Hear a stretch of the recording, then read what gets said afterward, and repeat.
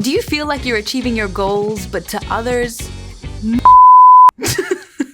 you got too fast? Do you feel like you're achieving your goals and to others you appear to be successful, but on the inside you're feeling anxious, irritable, and you're constantly overthinking?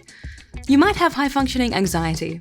In this episode, I'm going to share what high-functioning anxiety is, and then I'll share a number of simple strategies to help you build confidence to work through what you might be experiencing, because it's really important that you address it. So first, what is high-functioning anxiety? The first thing that you need to know about it is that it's not a diagnosable condition. It's more of an umbrella term that covers a whole range of symptoms related to issues of anxiety and self-criticism. Now, the best way to understand high-functioning anxiety is if I describe what it feels like to have it. So here are 5 examples of what high-functioning anxiety might look like to others versus what you might be feeling internally. First, what others see is someone who's always in control and prepared. But internally, your mind is on overdrive. You have a tendency to overthink and overanalyze, and you're consumed by the uncertain future or ruminating on the past. You might work really late into the night, and sometimes you can't sleep because you don't feel like you've been productive enough that day. The moment you put your head down on the pillow, your mind becomes full of thoughts about things that need to be done. You might also have a nervous habit like shaking your leg or biting your nails or even clicking a pen. Second, others see that you're hardworking, determined, and have a really strong work ethic. But internally, you keep pushing yourself to work harder and longer and believe that if you stop or take a break, you're weak and a failure. You constantly feel like you need to overcompensate for something. You have difficulty slowing down or taking breaks, even when you're resting, because you feel like you don't deserve it. This is commonly known as productivity guilt, and it's a mindset of feeling bad when you're not being productive. When I surveyed over 2,500 people globally, 93% of them said that they'd experienced this, so it's very common, especially for high performers. Third, what others see is that you're always confident. You appear confident, composed, like you've got everything together. But internally, you spend a lot of time feeling uncomfortable, whether at social or networking events, speaking up in meetings, or whenever the attention is on you. You're anxious about making a positive impression and can freeze with social anxiety, becoming consumed in thoughts like, what do they think of me? And how am I coming across right now? Fourth, others see that you have a really high standard of work and they can trust you to deliver. But internally, that's because you might be a perfectionist and become self-critical when you don't achieve the standards that you set for yourself. You've developed these unrealistic expectations that you place on yourself, and then when you inevitably don't achieve them, you feel that you're inadequate and become intensely self-critical. Sometimes you even procrastinate until the very last minute, and while you still get the job done and you do it well, you're filled with stress and anxiety to get to the deadline. And fifth, what others see is that you're really sociable and you're always willing to help and lend a hand. But internally, it's because you struggle to set boundaries and you can't say no. You have a deeply entrenched need to please people and for people to like you and approve of you, to validate you. So you always say yes to help others, even to your detriment, because you have a belief that if I say no, they'll think I don't care and I'll lose them as a friend. Or if I say no, my coworkers and my boss won't think I'm a team player and then I'll get fired. And this leaves you feeling overcommitted and exhausted. So if you could relate to any of the 5 examples I just shared, what can you do to help keep your anxiety at bay?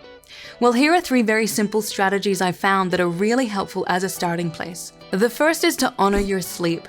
And this is first because sleep is so vitally important for functioning and overall well-being. Many people engage in something called revenge bedtime procrastination.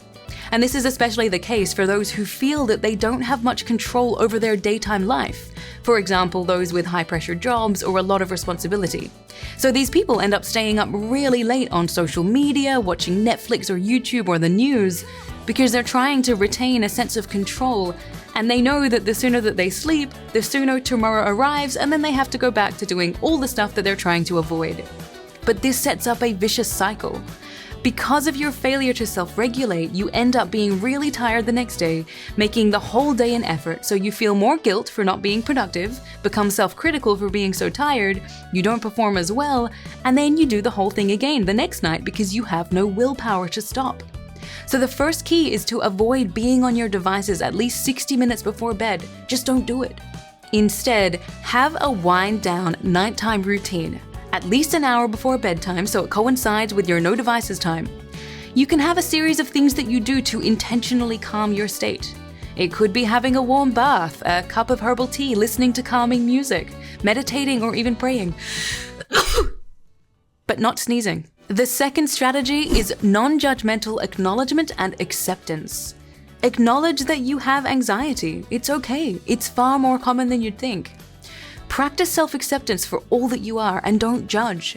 This is a core principle of Neff's self-compassion research. Once you accept, then you want to start to become more aware of your thoughts. What is your inner critic telling you? What are you afraid of? For some, they're afraid that if they're no longer driven by their anxiety, they'll stop being a high performer. They then feel that they need it to keep moving forward. But this is a negative bias and an unhealthy reliance. What we know from cognitive behavioral therapy is that our experience of the world is based on how we interpret what's happening, which is also called cognitive appraisal. And here's the thing, we can actually reframe what's going on in our minds and how we interpret things.